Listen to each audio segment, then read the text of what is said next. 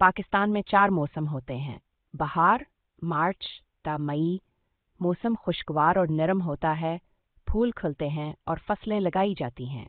गर्मी मई ता सितंबर, इस मौसम में बहुत ज़्यादा गर्मी होती है और बारिश कम होती है, ख़ास तौर पर जनूबी इलाकों में शदीद गर्मी महसूस होती है।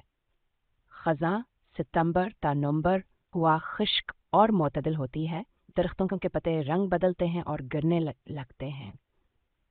सर्दी नवंबर ता फरवरी, सर्दी में हवा ठंडी होती है और बर्फबारी भी हो सकती है, खुसूसन शमाली इलाकों में। ये चारों मौसम पाकिस्तान की खूबसूरती को बढ़ाते हैं और हर मौसम में अपनी अलग खुसूसियात और मज़े होते हैं।